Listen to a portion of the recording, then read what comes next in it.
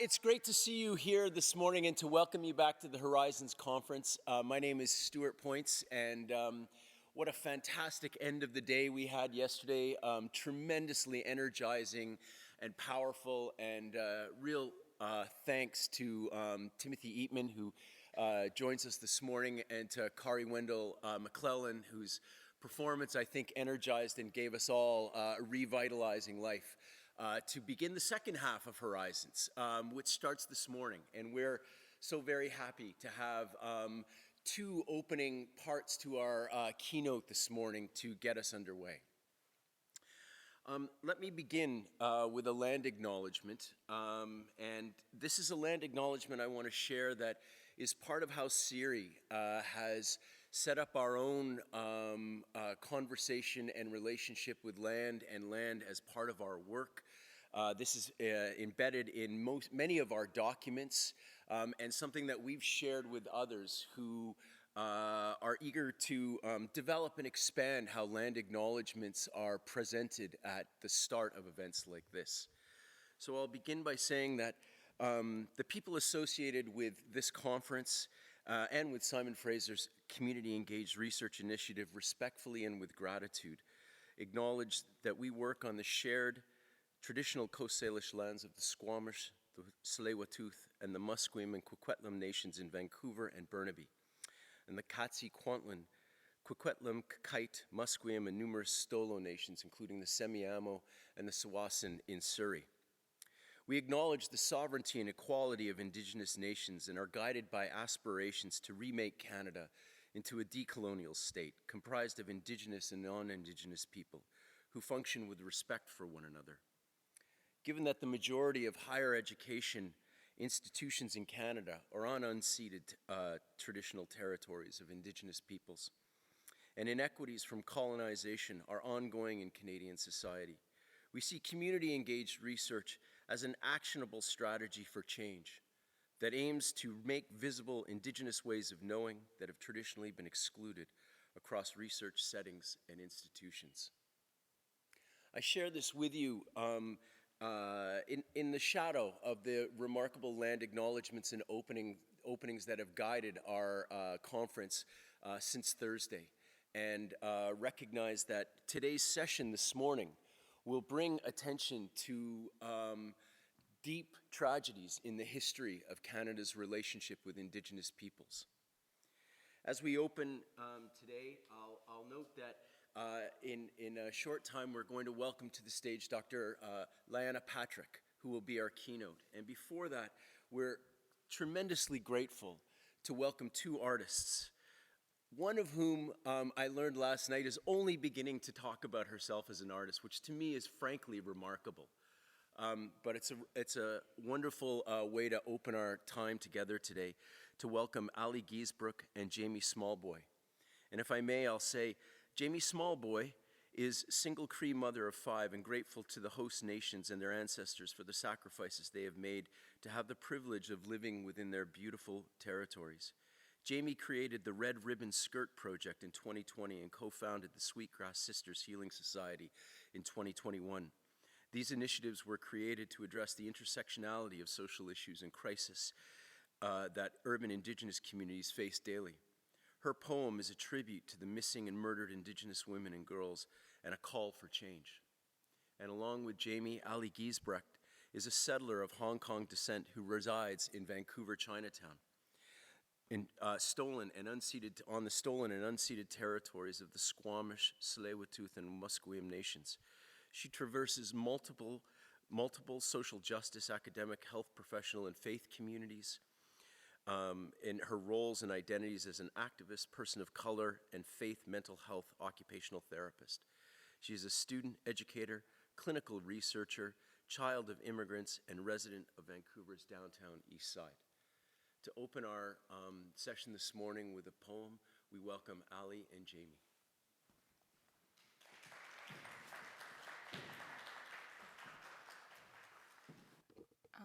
Before I begin, I'd like to take some time to thank the conference organizers for an amazing conference so far. I don't remember ever feeling so seen at a conference, so thank you. I'd especially like to thank Joanna Ashworth and Jamie for encouraging me to take the stage to share my own perspective of my artwork.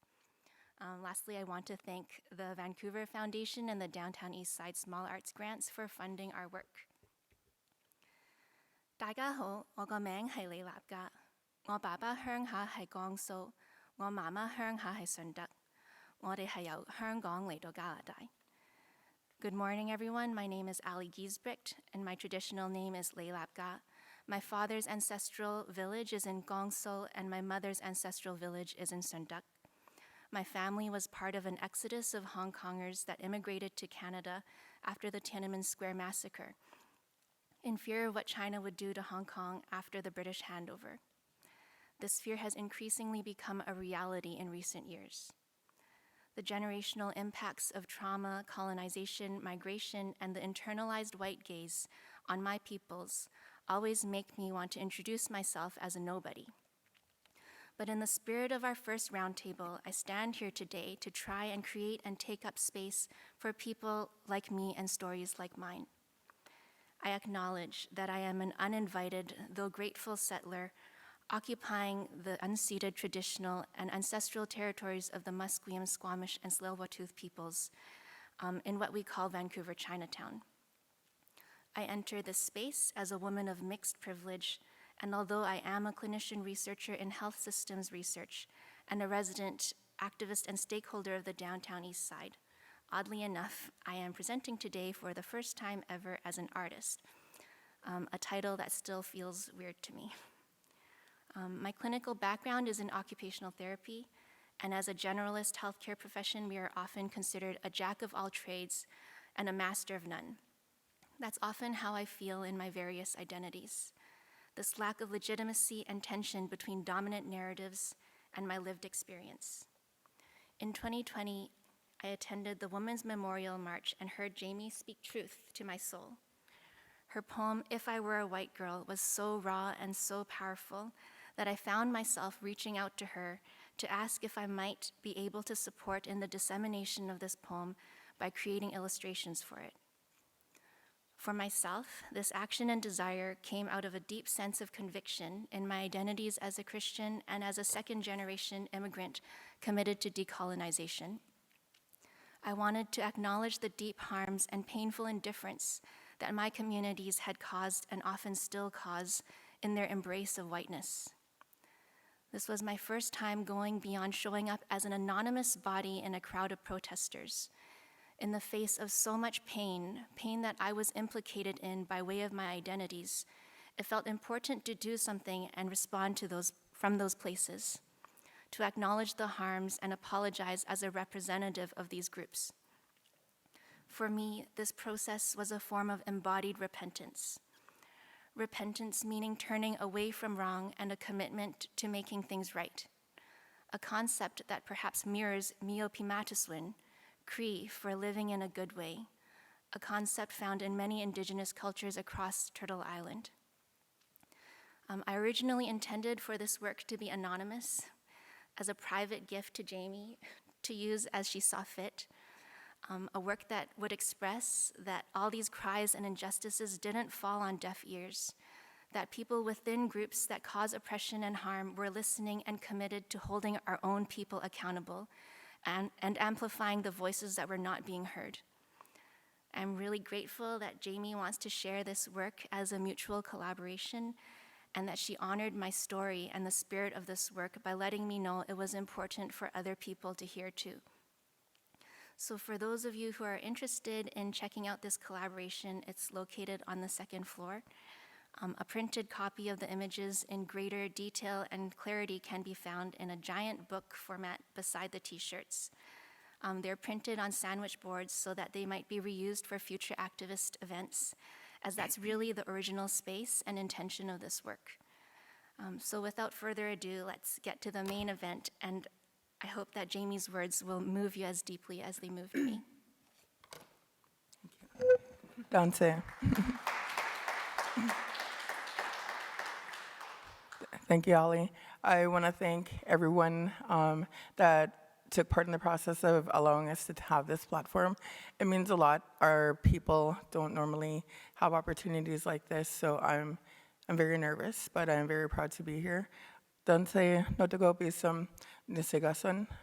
I go Musqueam, Watiniam, Neosko. I am a Cree woman from Musqueam, Alberta. I moved here over 15 years ago. And when I moved here, I wanted to come here because I heard how beautiful Vancouver was. And when I got here, I was just amazed. It's an incredibly beautiful city. And then as I moved out and about, I actually became very ashamed of myself because the host nations, their people are here and they're living in poverty and they're suffering so bad and they're not benefiting from the immense wealth that is, being made here, I guess. So after seeing that, after seeing the suffering, after hearing some of the stories, getting to know some of the girls that went missing, that were found murdered, it kind of became my life's work to try and give back to the community and try and help as best as I can, because I'm just a visitor. This is not my land. I'm a settler as well. I'm from the Cree prairies, and it hurts to see the people of this beautiful territory suffer so much. Thank you all for being here and being present, and hopefully that the presentation that Ali created to go along with the poem will reach you in a way that will hopefully make you want to make some changes as well. Oh, it's on me. Oh, Sorry. okay. So I will read the poem as she goes through the slides, and then I'll speak to the pictures that follow later. I don't know if, can you hear me? If I were a white girl, if I were a white girl, they would have found me by now. They would have hundreds of people searching for me, not just my family and my friends.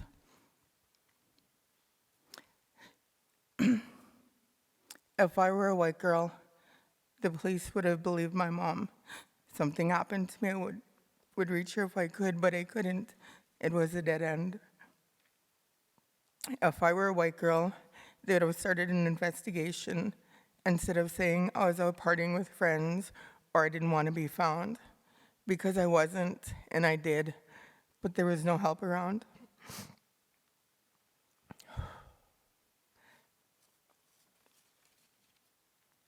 If I were a white girl, I wouldn't be lying here now, smelling my own decay, wondering, will my family find me before the snow does, as my killer walks away?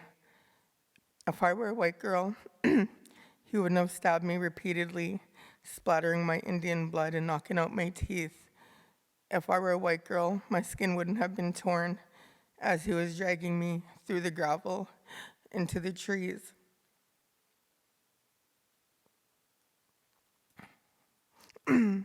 If I were a white girl, he wouldn't have punched me in the face for fighting as he tried to choke out my last breath.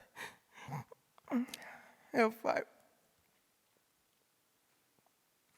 were a white girl, he wouldn't have bit me, spit on me, and beat me as he raped me before my death. If I were a white girl, he wouldn't have been excited by my terror and my fear, or my rejection of his sexual advances and his offer of cheap beer. If I were a white girl, I'd have likely been his passenger and certainly not his prey. And if I were a white girl, he wouldn't have dared to think of killing me that day. But wait, if I were a white girl, he would have felt obligated to get me safely to where I needed to go. And if I were a white girl, I wouldn't have been hitchhiking in the first place. I'd have opportunity, privilege, and a home. If I were a white girl, I wouldn't have had a target on my back placed for me at birth. I wouldn't be missing and murdered and laying dead here in the earth. I'm an endangered species, yet not important enough to top your great white lists. Your Indian Act could not stop my bloodline. Your sterilization crusade was cut short. Your society grooms those that kill me, and there's no justice for me in your courts. You're killing me now with your own hands, Canada. That is genocide. If I were a white girl in this country, I wouldn't have had to fight this hard to survive, only to die here this way today.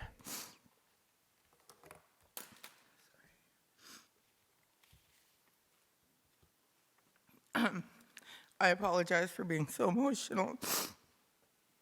Today is the March for Chelsea Poor Man. And, you know, this poem, it's not just something that I made up. This poem is from talking and working with so many families that just get brushed aside from the police services, whether it's RCMP, whether it's EPS, whether it's WPS, whether it's VPD, and they just get shut out and turned down and humiliated and racialized. And, you know, Chelsea Poor Man, if you go to the next slide, you'll see she had mobility issues. Her left arm couldn't bend, neither could her left leg. She had a brace on, and the VPD are saying that's not a suspicious death. I've been to that house. The hedges are like almost as tall as me. The fence is like about, you know, half my height. How could she have climbed that? How can that not be a suspicious death? Part of her skull was missing, part of her fingers were missing. The next slide is Billy Johnson, same thing. Her mom would cry me, you know, 3 or 4 in the morning, wailing heartbroken tears, and they found her dragged from the road in the bushes, part of her body missing as well. None of this gets covered. Nobody cares. They're just Indigenous women. The next slide. Then there comes women like Tammy. She was found beaten up, bloody, naked in the shower of her own home. That also was considered not suspicious. You know, they put out statistics that there's like 1,200 Indigenous women missing in Canada. It's more like over 7,000. And those are the ones that are just reported. That's not even including the ones that are not reported. That's not even including Tammy, who they also call not suspicious. I mean, you just go in the shower, beat yourself up, lie there bloody, naked, and wet, and the cops think that's not suspicious. There is genocide going on, and I know that that's offensive to a lot of settlers to hear, but there is. The next slide, that's Tina Fontaine. She was failed by the child welfare system. She was failed by the police system. They had DNA, they had her killer's duvet that she was wrapped in. The last CCTV footage was of Tina in his room or in his apartment. He got acquitted. That's Tamara Keepness. She was 5 when she went missing. She's still missing. You don't see these. I know Tina kind of did make some headlines, but there's just so much out there. And like, I thanked everyone for making it possible for me to be here to give a platform to these missing women, to the women that don't have a voice anymore. We need more of that from all of you. The kindness and compassion that's shown from SFU and all these organizers, that, you know, that stays with my heart. That stays with the family's heart. I'm gonna let them know that I had the opportunity to speak about their loved ones, but that responsibility also falls on the compassion and kindness in your hearts, because I'm here to tell you that our women and our girls and our children are going missing and they're being murdered, and Canada doesn't care. Canada doesn't do anything. Our people don't fit the criteria for Amber Alerts. Our people don't get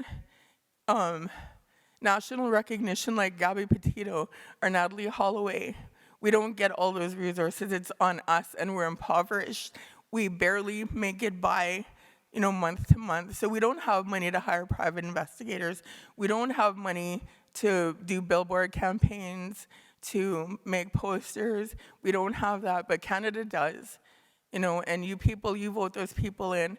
You know, your vote matters, ours doesn't. You can make the change. I can stand up here and talk to universities all across Canada if given that chance. But ultimately, that lies with you. Find it in your heart, you know, to believe what I'm standing here telling you. We need your help. Children like them, they need your help, because we can't do it alone anymore. Hi, Nanaskawan.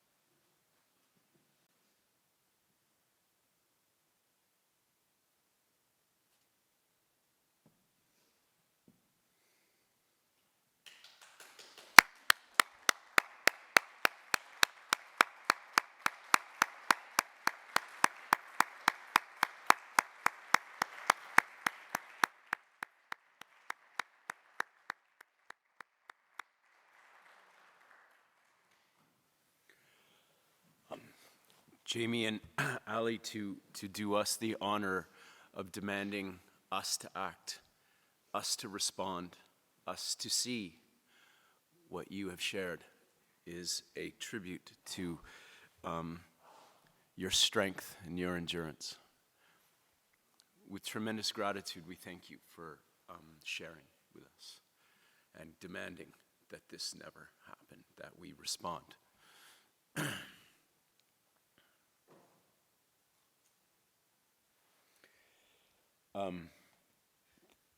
There are a few words that can properly follow what Jamie and Ali have shared with us.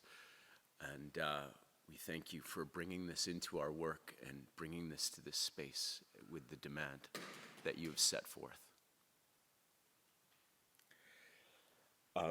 As we transition now and hold this in our minds and in our hearts and hold this as something that can't be forgotten, it's my privilege to turn the stage over to Dr. Lyana Patrick.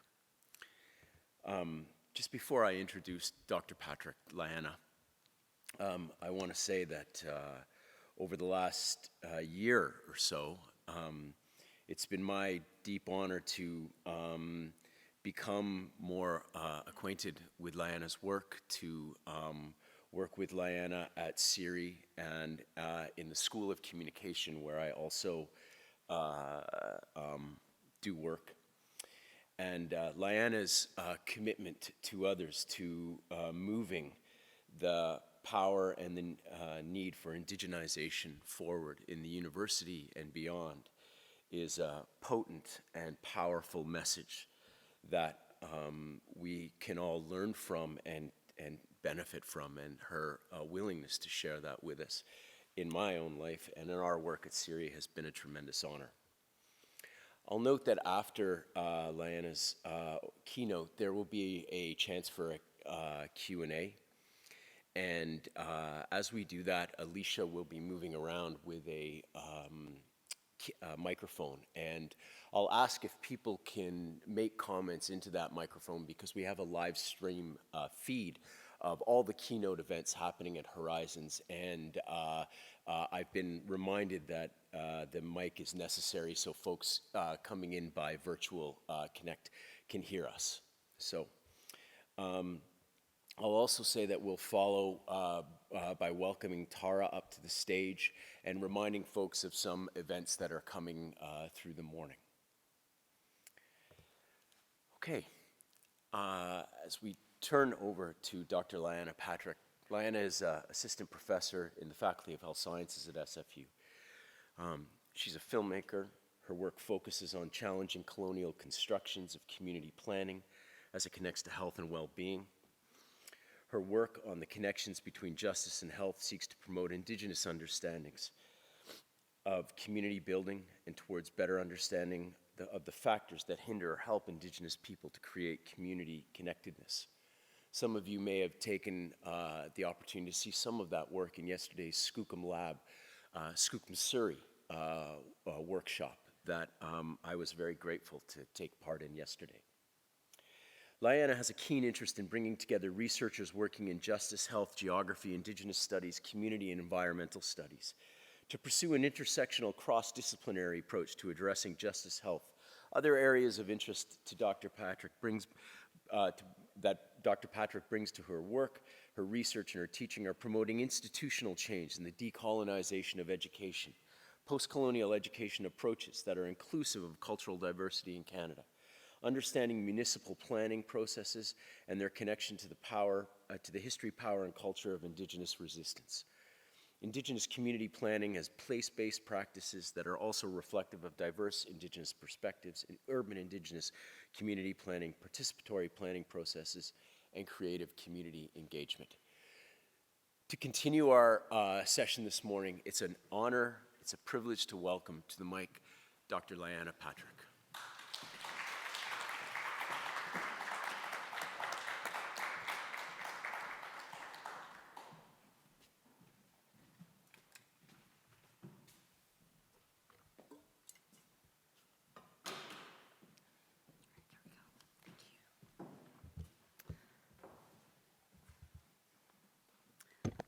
just going to start my timer.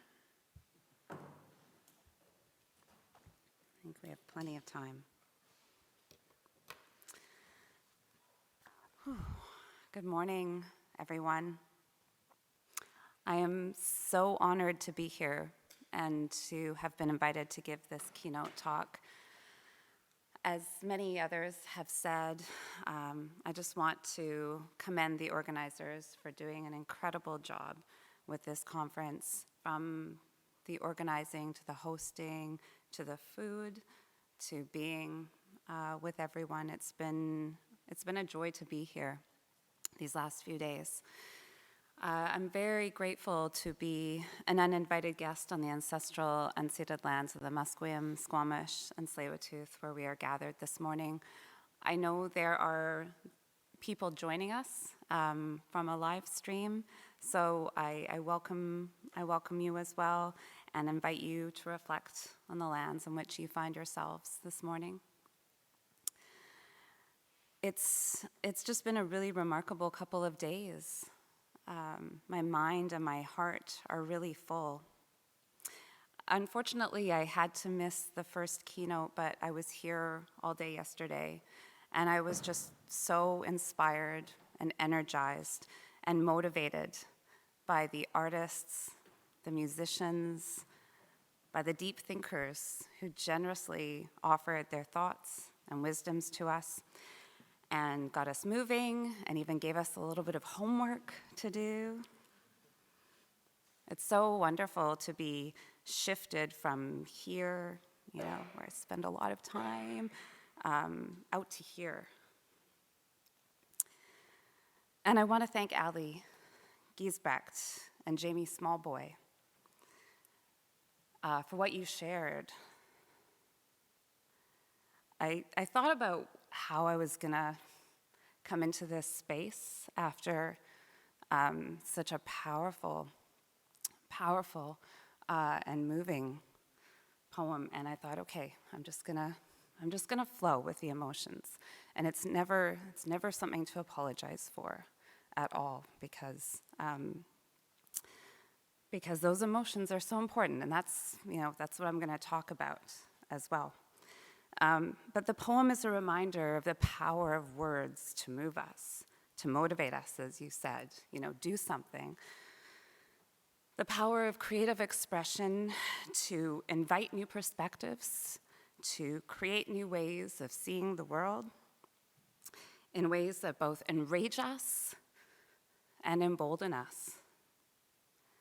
So I think this sets us up really well. I really appreciate so deeply how this has set the tone for us, I think, for today, to explore what it means to use arts-based methods as disruptive practices in our research and community research, or at least for me to share a few stories and thoughts that I have on this topic. So, as I said, I was really inspired by the keynotes, and I full-on stole this from Angela Kaida from yesterday. She talked about having acts. She has 3, and I thought, yes, Act 1, AKA the setup. She had gone to see Hamilton and was really inspired by Hamilton.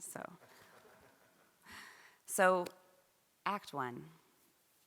I'll start with a small story. So I went to the University of Victoria for my undergrad, and I wanted to do a degree in creative writing, and I had heard about these fantastic co-op programs that they had, and particularly the creative writing one, which apparently had lots of jobs with small-town newspapers. Now I'm aging myself, because back in the day, this was when small-town newspapers were a thing, and you could actually get a job. As a second-year undergrad, however, I was having a really rough time getting a job. I had no experience whatsoever. I did terribly in interviews, and with each job I didn't get, my confidence got worse. So as a budding journalist, this was kind of devastating. My intrepid co-op coordinator, however, he kept plugging away, trying to find me a job, anything. And in the meantime, I actually found my own job with the Native Voice newspaper, which was Canada's oldest Native newspaper, by the way. Well, that's a whole other story. But in the meantime, my CV had been fired off to a few interesting places. So one day I'm at my Native Voice newspaper office, and I get a call from Hart Hansen. Hi, this is Hart Hansen from north of 60. So again, dating myself, and for those of you born after 1994, this was a CBC television series from the 1990s, and he was the senior story editor. And apparently my coordinator had sent my resume to him. And so while I couldn't get a job anywhere, suddenly I'm being hired as an intern in the story department.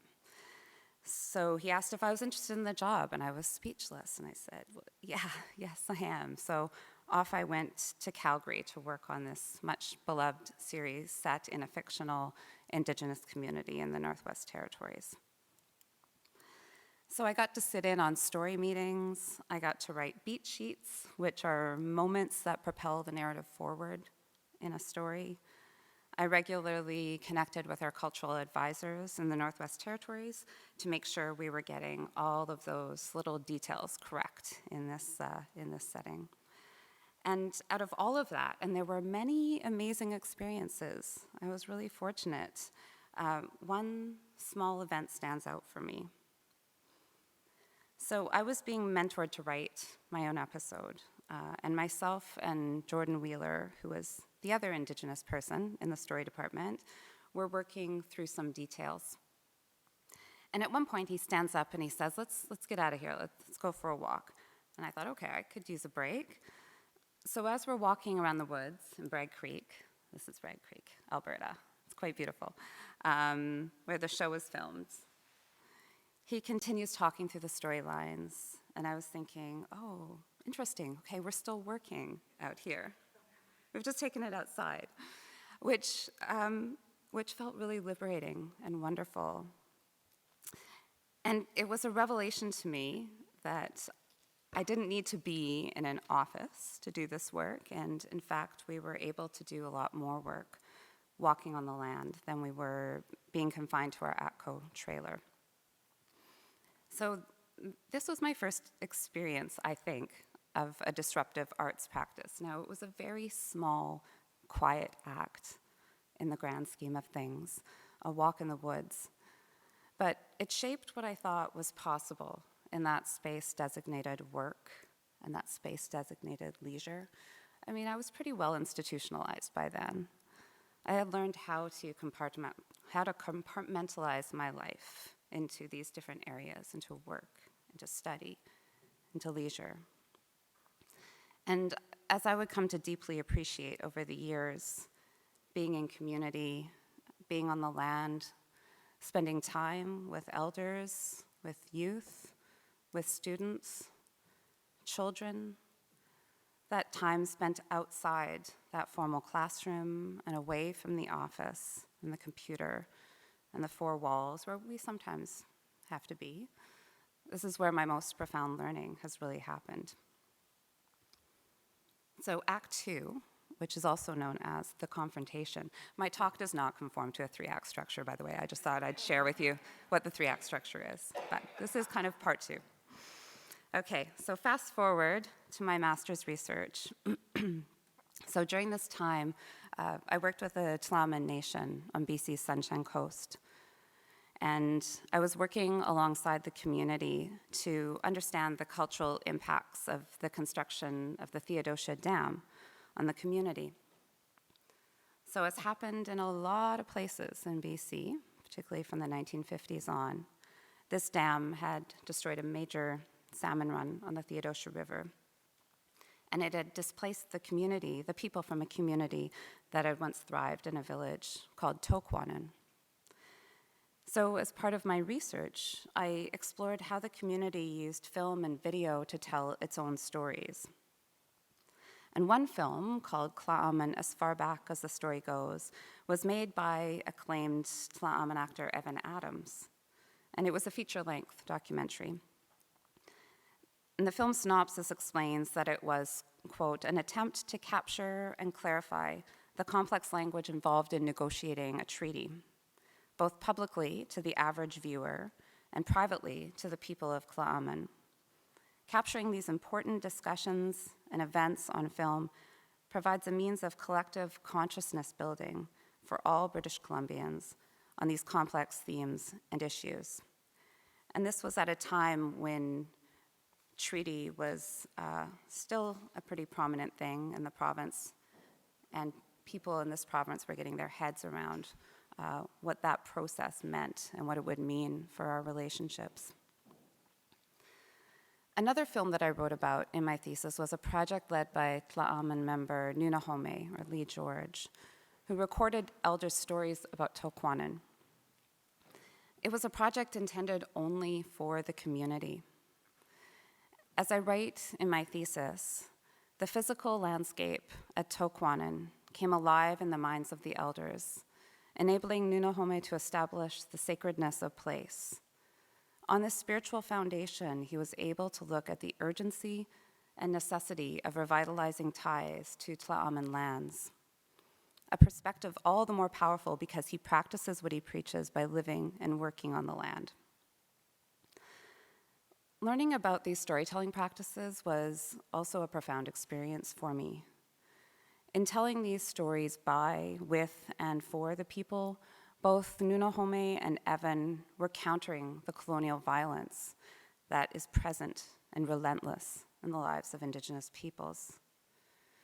And yet, in grounding their storytelling in an ethic of respect and in the sacred, what emerged are storytelling practices that present powerful pathways to a future imagined by, for, and with Tla'amin peoples, a record of the endurance of memory and story in Tla'amin society. Disrupting the narrative, just like Jamie's poem, the narrative that says we no longer use these lands, we are no longer connected to them like we once were, we have no value or worth as Indigenous peoples, because the way we see the world does not line up with the extractive, capitalist, patriarchal society in which we coexist. And I would add white supremacist society as well. In disrupting these narratives, Indigenous artists, poets, leaders, community members lay down tracks to envision a different way forward. Sometimes these pathways have always been there, obscured by a tangle of overgrown forest or erased by slabs of concrete. Sometimes we are forging new paths, bringing forward the best of what our societies offered and offer, and aligning them with the best that Western societies have to offer. In health research, this is called a two-eyed seeing approach. And this is what we need to do. This is what stories do. They connect us, they ground us, they humanize us. When my father was in his mid-20s, he wrote a book of short stories. So this was the mid-1960s. N. Scott Momaday, a well-known Indigenous author in the United States, had yet to publish his remarkable book, House Made of Dawn, which, when it was published in 1969, was an event that saw Indigenous authors gain widespread attention. I've read some of my dad's stories, and they're remarkable for the detail that they provide of growing up as a Native boy in the 1940s and 50s in BC's central interior.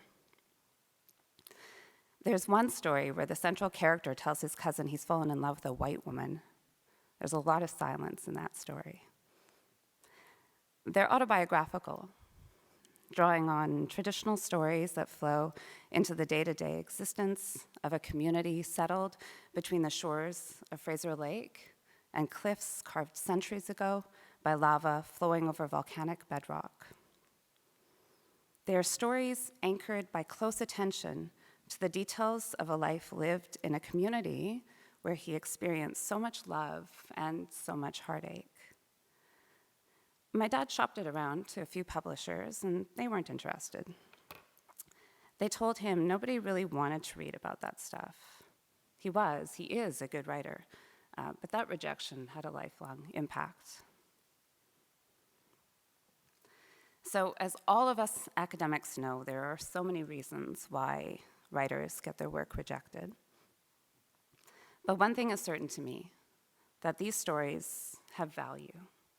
And not just as an example of mid-20th century Indigenous literary history in BC, not just as a commodity to be monetized, but as a record of how my father took those tools that had been forced upon him in residential school that he himself mastered, and he used them to make sense and meaning of his experiences in a society so hell-bent on his destruction and erasure. And he used these stories to carve out the spaces of love, connection, attachment he felt to the lands, the waters, to his family and community. They were stories that were ahead of their time, and yet so very much of their time. His writing was an act, I would say, of radical imagination, as Bruno talked about yesterday morning when he drew upon the work of bell hooks.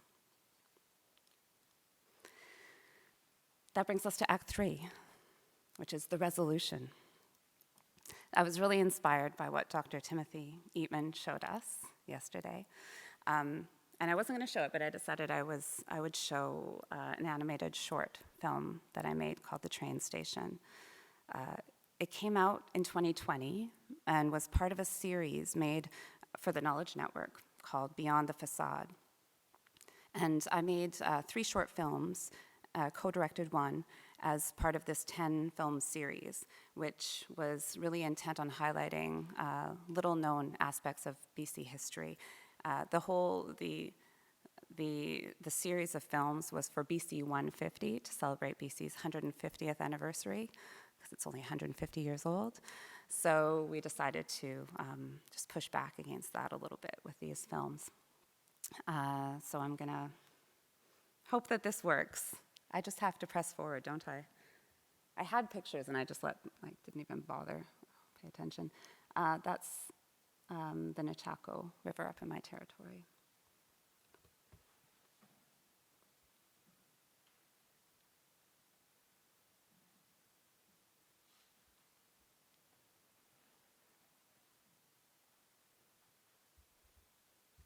Is there volume?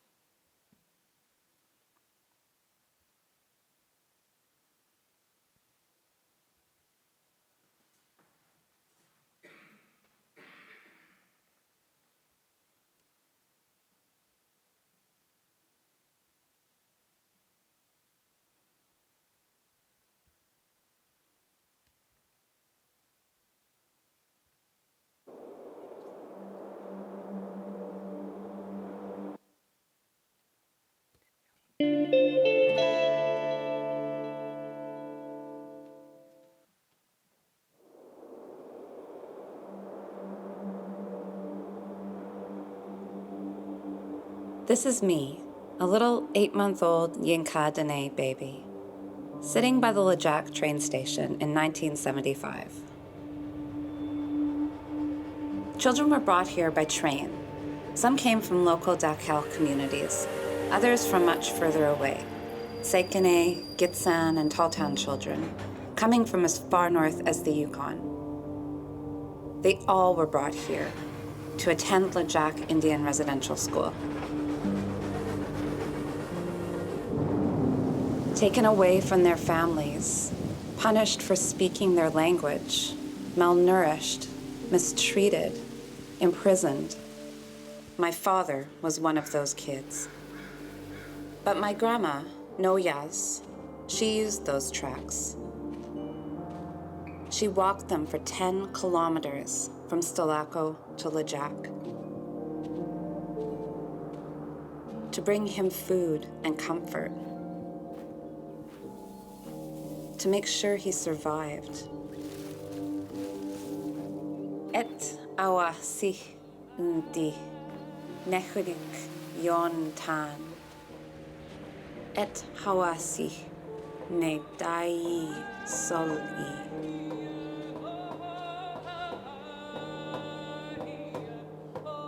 Et hawasi was li ink es ndi dada hawanau uslanuk.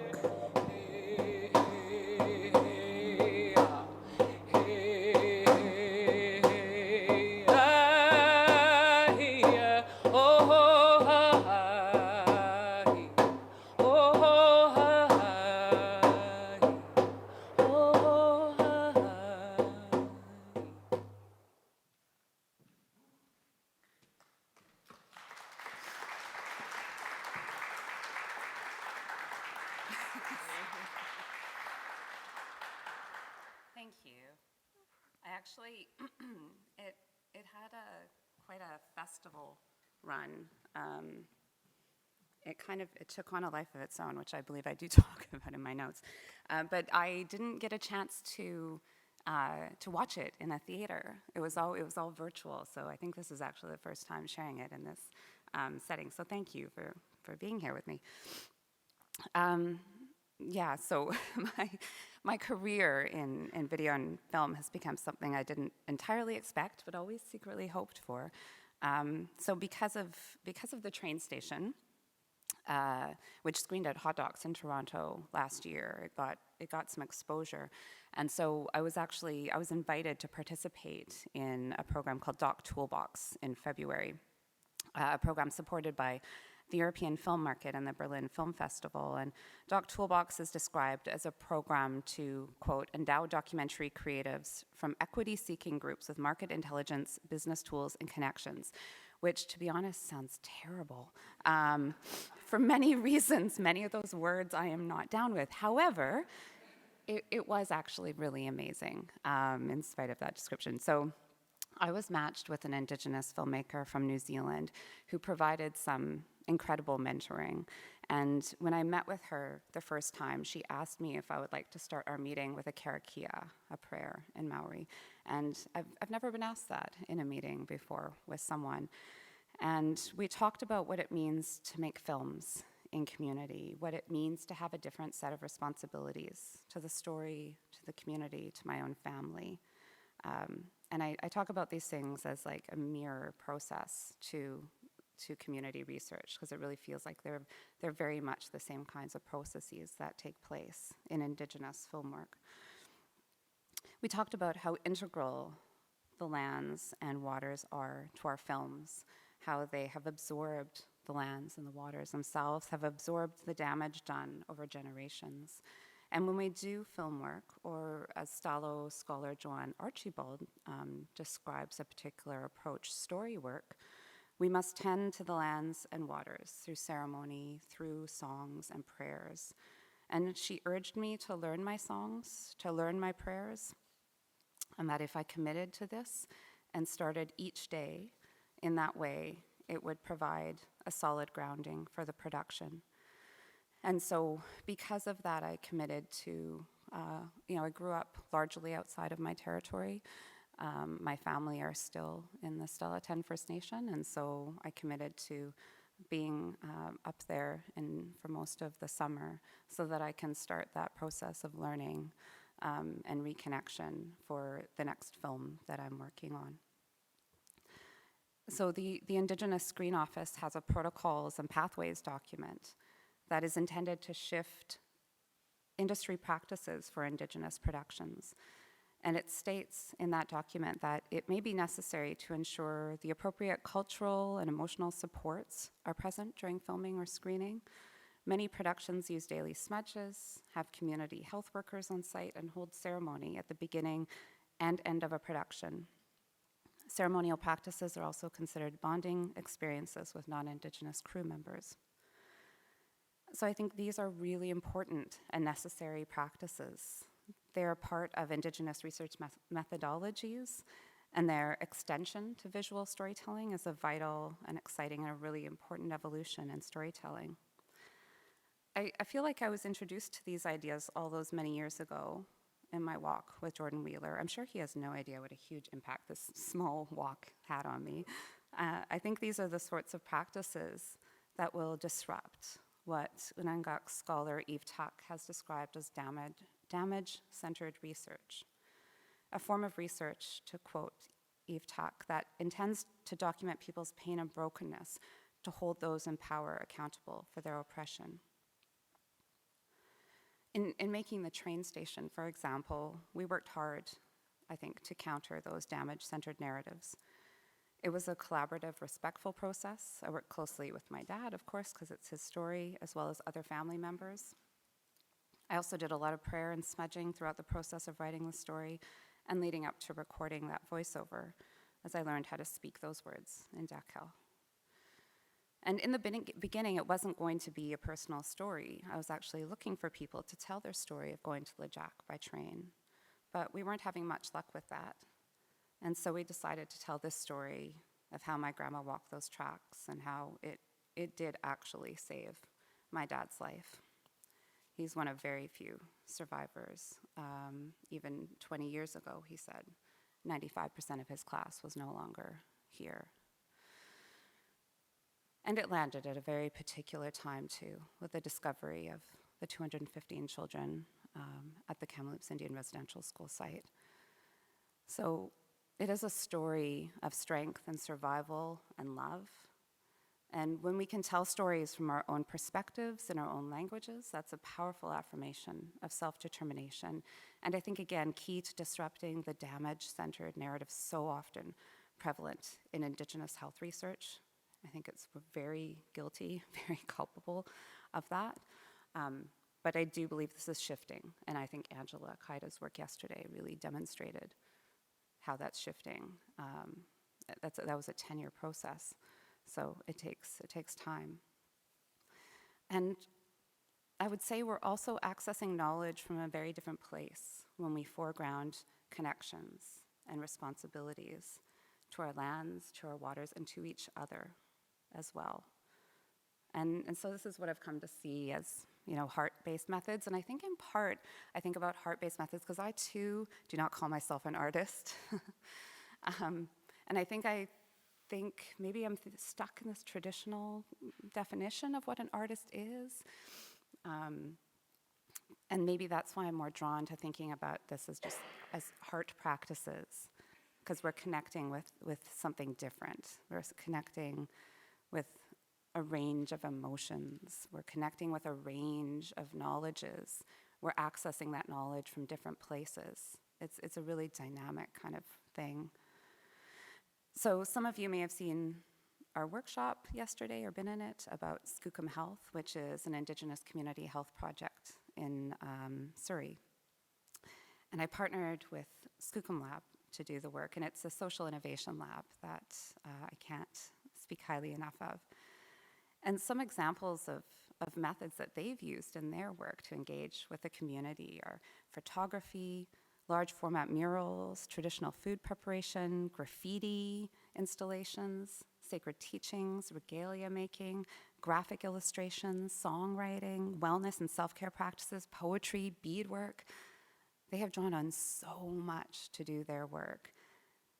And so much of what I've learned over the last 2 years about their work and what makes a difference in the realm of community-engaged research demonstrates to me how heart-centered this work is. During a time when many Indigenous peoples and other BIPOC communities are being called upon to be research partners, to participate in studies and projects, when engagement fatigue, being really weary of being asked, especially being asked to relive trauma, it's a real thing. So having this heart-based approach to research is a really valuable and productive space in which participants or community members can come together with their whole being, a process that potentially can nurture more than it depletes. Because the truth is this work can be very depleting, no matter how well you design it. But when we gather together to be, to paint, to prepare food, to learn about medicines, to hear stories, these activities that can be mobilized to find out how people are doing, what is important to them, that community research piece. We can also fill our buckets, as I learned from my son when he was young. It's way better to be a bucket filler, he said to me. I think that the Indigenous Screen Office, with its protocols document, is working to produce such a space for Indigenous peoples engaging in creative practices. They urge productions to ask themselves, does the work reinforce negative stereotypes? And is the use of language and framing of the issue appropriate? With the train station, we wanted to show that the residential school system did not completely destroy our people, that we survived and have actually thrived. My grandma was strong, and this was in part because she did not go to residential school. And while this is one story, one aspect of her love and care, she had that same strength and love for her entire family. And hopefully the film at least hints at the multidimensionality of our experiences. We are not one thing or one experience, though those experiences do shape us and impact us. And this is the disruptive power of arts-based or heart-based methods, particularly visual storytelling, but that's because that's my bias, to present rich, complex, diverse realities. And I think this approach can also place community ownership and control of community-engaged research right where it rightfully belongs, at the center. Merci.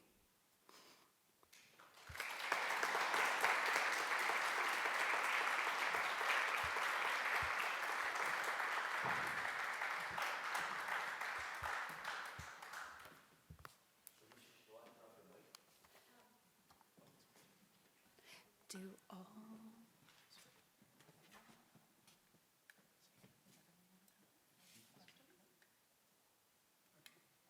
Lyana asked if you would like to come up as well.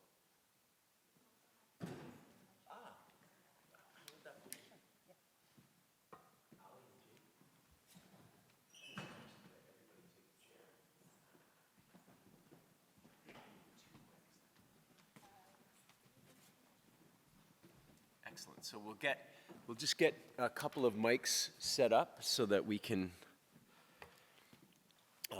have an exchange. And I just want to highlight some of the remarkable statements in Lyana's keynote that struck me as tremendously powerful. Words like laying down tracks to find pathways forward, two-eyed seeing approach, stories that operate as an act of radical imagination, ceremonial practices as bonding practices, as research methodologies themselves, practices that will disrupt damage-centered research to hold people accountable, to turn the narratives to a different future. Wisdom and strength. And then finally, filling our buckets. We survived, hinting at the multidimensionality of our experience, which is rich and complex and represents diverse realities. Thank you, Lyana. And now we have time for a dialogue and an exchange. So, if there are any thoughts or questions to begin, and Alicia will come to you if you could put up your hand, and Alicia will come with the mic to start us off.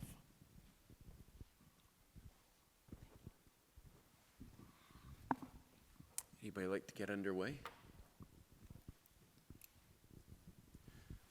Heather.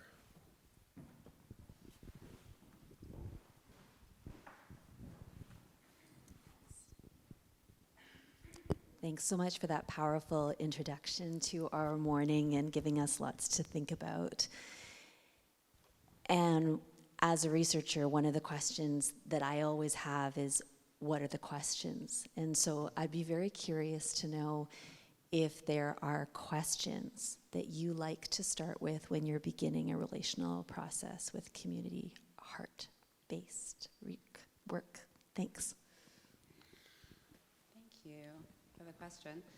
I think that the questions are mostly determined by what I'm working with the community on. So I think it's more of an emergent process that kind of builds on itself.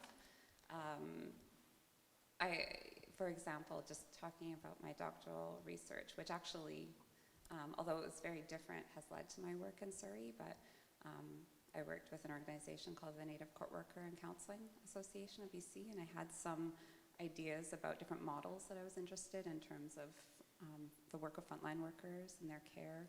And I was told, oh, that sounds like what they're doing. And so I went and talked with the court workers, and we had such good conversations over many years. And so it's come out of those. I think it's really informed and fed by the relationships, and then finding out about other relationships and following that up, because I realized in Surrey, the Native court workers only had 2 people, and it's such a huge community of the fastest growing urban Indigenous community. And so that led me to, to see where I could work alongside the community there to support them. So it's just sort of this process of seeing where you're needed, I think. Yeah. Thank you. Other comments and questions? I must say that, Lyana, and that one of the ideas that was Ruben Gatsenbidi-Fernandez shared with us to start was this idea of creative solidarity. And I must say that the way you shared the Act 1 and Act 2 and Act 3 of the story laid out a kind of history of creative solidarity and disruption, as you say, which brings together themes that have been occurring. In the workshop yesterday, the Surrey Skookum Lab workshop, that creative solidarity was also on display through one of the speakers, William, who we spoke about, whose willingness to put himself present in a tremendously vulnerable moment was a remarkable moment in the room, where presence was really what allowed us to feel and come alive. And I just want to acknowledge that that was another moment of creative solidarity and disruptive practice that was filled with a pain and a redemption. That was incredible. Sean.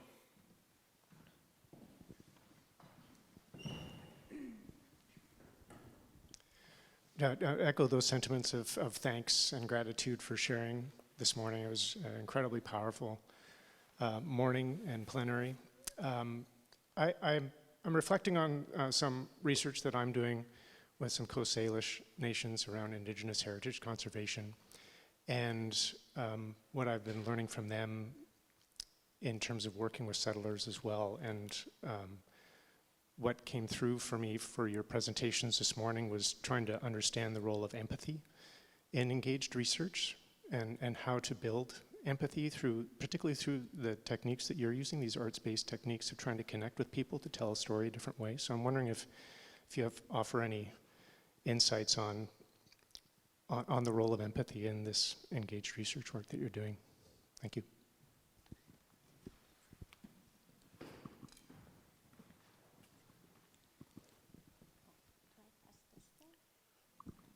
Hello? Okay.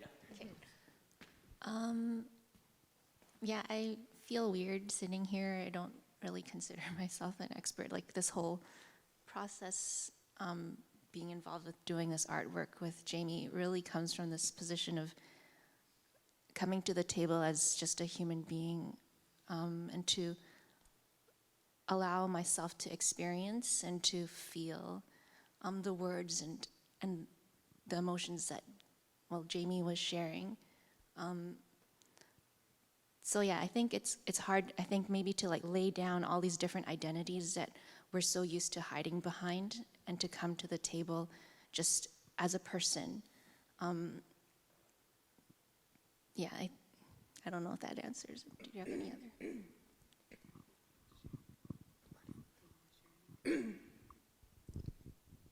I guess the first time that I ever experienced realizing that I'm different, realizing my place within Western society was when I was speaking to VSB. They were trying to get rid of the hot lunch program. And when I walked into that room, I had everything written down that I was going to say, but when I looked around the table, you could just see the education and the wealth sitting there, and I had neither. And I didn't know, how am I going to reach, these people, because they're so different from me. How can they understand where me and so many others like me are coming from? And so I shared this story about when I was growing up, and my dad had to go away looking for work because we weren't allowed to hunt. They weren't allowed to hunt. They weren't allowed to grow their own food, or if they did, they couldn't sell it. And I'm the 11th of 12 children, so he had a lot of children to feed. So I shared this story that I remember being so hungry, looking through, the cabinets, and found a half jar of peanut butter, and me and my little brother were eating that. And the two brothers next to us caught us eating that, and they took that peanut butter away. So we went digging around, and we found a jar of Coffee Mate. And I told them that then when we went to school, we could smell the food that the nuns were cooking. And we were in the smaller building, so we weren't brought to the bigger building where the cafeteria was, and it just hurt my stomach so bad. And as bad as it hurt my stomach, I pitied my little brother because I knew his stomach was hurting. So I shared that story. And then I shared another story of this little boy at my son's school when my son asked what's going to be for supper, and I told him spaghetti and sauce. And the little boy's eyes just went big, and he's like, "Can you save me some? Darren, can you bring me some to school?"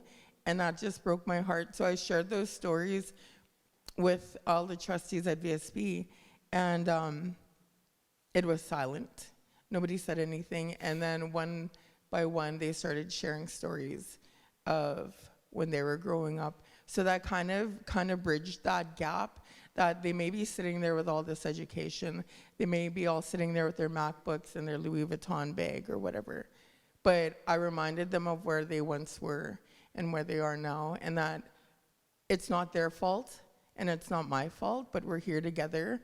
And, the research that you're doing, I think my best advice would be to speak to Indigenous people, to hear their stories, to hear their pain, to hear their suffering, and to ask them what would help them. I don't know if that answered your question. Oh, actually, that reminds me of something too. Like as human beings, we are made to relate through story, and story is way more powerful than any particular research paper that we can write. And it's part of that decolonizing work to bring the validity of stories into the academic sphere, or into whatever sphere you happen to find yourself in, and make that credible, and to stand behind it with the privileges that we have, because Indigenous peoples have been doing that for a long time, have been relating through oral history and through story. And as settlers, we have devalued that, and we have seen that as illegitimate.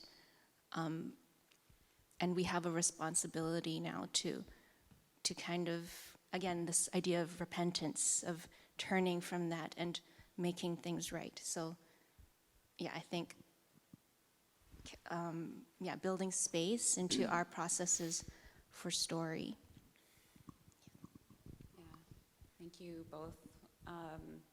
I would just quickly support what has been said, and say, I think sometimes it's really about stepping outside of your comfort zone too, and going to those places of discomfort, and being in spaces where that's happening in a supported way as well. But until you've this is one of my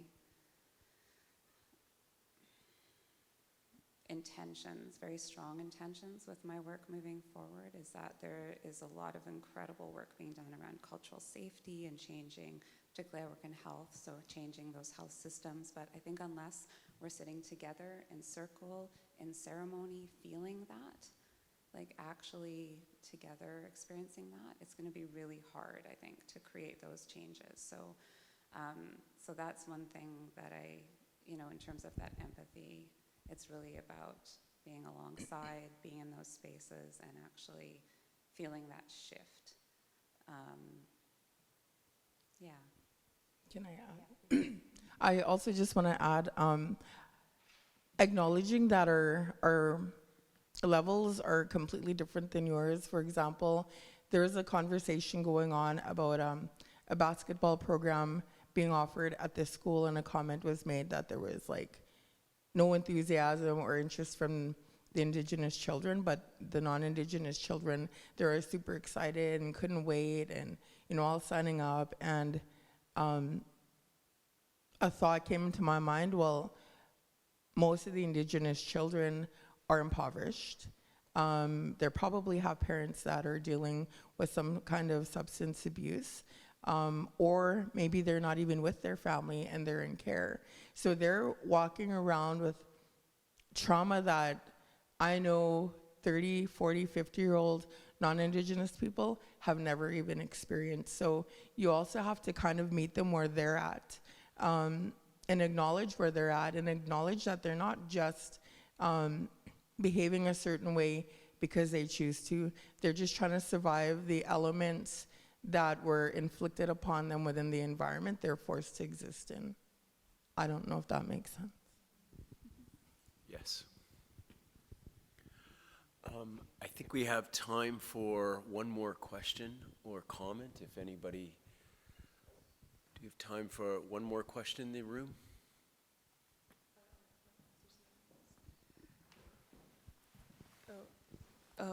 Thank you to the three of you for your very powerful and rich words this morning. I was very moved. I just actually, Jamie, I had a question building on your last comment. I just, I'm admiring your beautiful skirt, and I'm aware of some of the programming that you've led that has led to that skirt. And just as a closing, I wanted to ask if you would be interested in sharing the story about the programming that you've created and around the skirt, because I think it's a arts-based method. So it's kind of, I was lost. My kids were in care, and the social worker told me I'd never get them back, that I would never see them again. I wasn't even allowed to talk to them on the phone, and I had given up. I didn't care if I got beat up. In fact, actually did things to try to get beat up because my kids couldn't escape their pain, and I wanted to live with pain every day of my life. And so one morning I woke up in one of the alleys down by Hastings, and I heard drumming, and I thought, oh my God, I drank myself stupid. Like, why would there be drumming downtown? And before I ended up in foster care, before I became a 60 scooper, our family were very ceremonial. We were a powwow family. Ceremony was a big part of our life, but out of 12 children, I don't know why, I was the only one that was taken. Anyway, so when I heard those drums, it kind of woke a part of me, and I went following where the drumming was coming from. And when I turned the corner, there was hundreds of women marching and drumming and singing, and there was medicine burning, and I was just shocked. Like, I didn't know our people were allowed to do this. So I asked one of the marchers what this was for, and she said it was for our missing and murdered women, and that just made me cry, because I knew Georgina Papin. She was one of the ones that were found at Picton's farm. And I knew some girls that were still missing that I still to this day don't know where they are. So that was pivotal, hearing those drums, seeing the power and strength in our women. And that really turned my life around, and I wanted to get back to where I was before I was placed in care, to reconnect with culture and ceremony. So I started going home, and when I started going home, when you enter the circle and you enter ceremony, you have to identify yourself as a life giver. And obviously back then they were made from hides. But, you know, you had to wear a dress to identify yourself to the spiritual realm, you know, as a life giver, and to honor and respect that role that you were birthed with. So when I went to do ceremony, I didn't own any ribbon skirts because I was homeless. I was fighting addiction, and it took some time, but I earned my first 2 skirts. And that was such a huge thing to me because that showed me I was getting back to who I used to be. That showed me that the things that exist in my environment are no longer harmful, destructive, violent. You know, I started kind of nurturing that role that I was given as a life giver. Then when I learned the teachings of it, and actually sitting there and hearing the sewing machines and the talking and the smudge burning, because, you know, it's ceremony itself when you're making the skirts, your prayers, your good thoughts, your intentions, they go into every stitch. Everything that you do in the skirt is made with love, and it comes from a good place.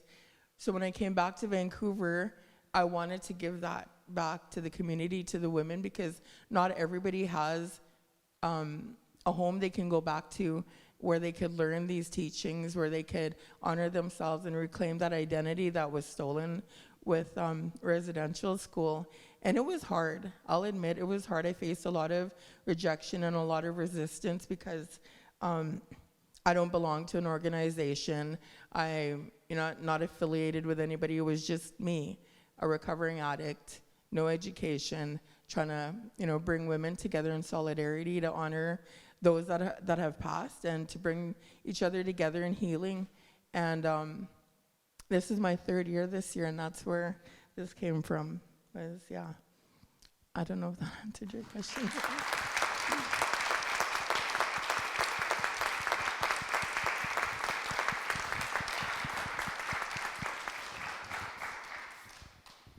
That's a remarkable share of disruptive arts-based methodologies. Thank you, Jamie.